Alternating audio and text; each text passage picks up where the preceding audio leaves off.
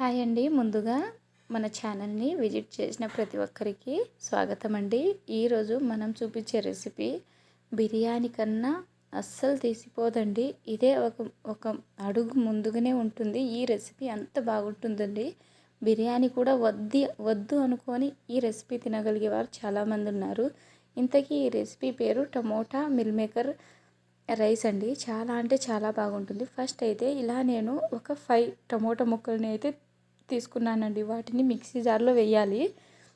Mixie జార్లో మొత్తంగా వేస్తే కనుక అంతగా స్మాష్ కాదు కనుక సన్న సన్న ముక్కలుగా కట్ చేసుకొని ఇలా మిక్సీ జార్లో అయితే వేసుకున్నానండి.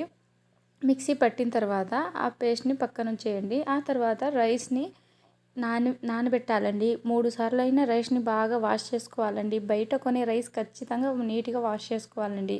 నీట్గా వాష్ చేసుకొని పక్కన ఉంచుకోండి. ఆ తర్వాత మిల్ మేకర్కి మామూలుగా కొంచెం ఉప్పును అలాగే కొంచెం వాటర్ యాడ్ చేసి మిల్ మేకర్ని కూడా నానబెట్టుకోవాలండి.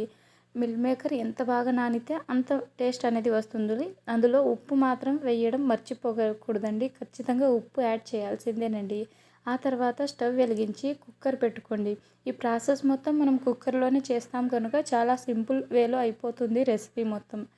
బిర్యానీకి ధీటుగా ఉండే ఈ రెసిపీ మీరు కూడా ఇంట్లో ప్రిపేర్ చేసుకోవాలని కోరుకుంటున్నాను. స్టవ్ వెలిగించి కుక్కర్ పెట్టుకున్న తర్వాత ఆయిల్ యాడ్ చేశానండి. ఆ తర్వాత అందులో నేను సన్నగా నిలువుగా కట్ చేసుకున్న ఆనియన్స్ని అయితే అదేనండి ఉల్లిగడ్డలను కట్ చేసి వేశాను. ఆ తర్వాత బిర్యానీ దినుసులను యాడ్ చేశానండి. బిర్యానీ దినుసుల వల్ల బిర్యానీ టేస్ట్ కూడా వస్తుంది.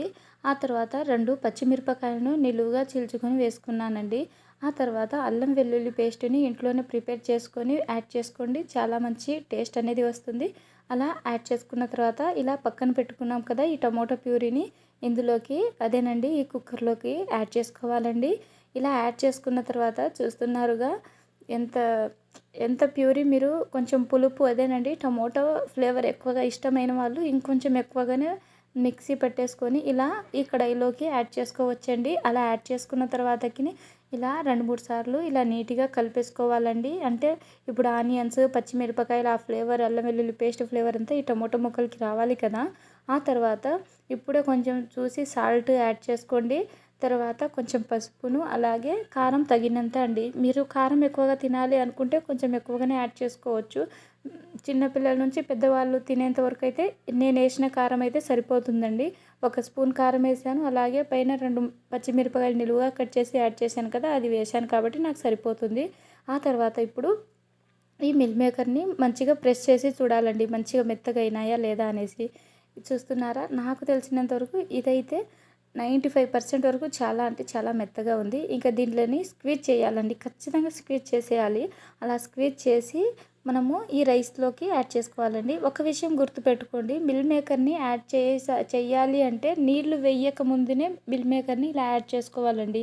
ఒకవేళ వాటర్ అంతా యాడ్ చేసుకున్న తర్వాత ఇలా మిల్ మేకర్ని వేస్తే కనుక మిల్ మేకర్ అనేవి సప్పగా ఉంటుంది. ఇప్పుడు ఈ టమోటా ప్యూరీని ఈ మిల్ మేకర్ చాలా అంటే చాలా బాగా పీల్చుకొని దాని టేస్ట్ని ఇంకా మరింత రెండింతలుగా చేస్తుందండి ఈ మిల్ మేకర్ కూడా.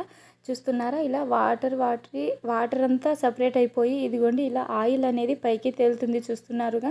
ఇప్పుడు ఒక 2 సార్లు కలిపేసుకొని మంచిగా కలుపుకున్న తర్వాతకని ఇప్పుడు వాటర్ అయితే మనం కన్సిస్టెన్సీకి ఇప్పుడు నేను 1 కప్పు ఇదిగోండి ఇప్పుడు ఈ మెజర్మెంట్ చూస్తున్నానండి. 1 కప్పు రైస్ తీసుకున్నా కాబట్టి దానికి 2 కప్పుల వాటర్ అయితే ఈజీగా సరిపోతుందండి కుక్కర్లో అయితే. ఏ కుక్కర్ అయినా సరే నాకు తెలిసినంత వరకు నేను ఇక్కడ నా పాత కుక్కరే అందులో 1 కప్పుకి ఇదిగోండి ఇలా 2 కప్పుల నీళ్ళు అయితే తీసుకున్నాను. ఇది మామూలుగా కుక్కర్లో మిక్సీ పట్టాం కదా టమోటా ప్యూరీని అదేనండి.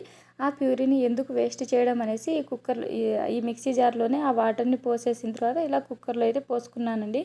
ఆ తర్వాత కొంచెం పైనుంచి కొత్తిమీరను ఆ తర్వాత కసూరి మేతి ఉంటే కసూరి మేతి కూడా యాడ్ చేసుకోవచ్చండి.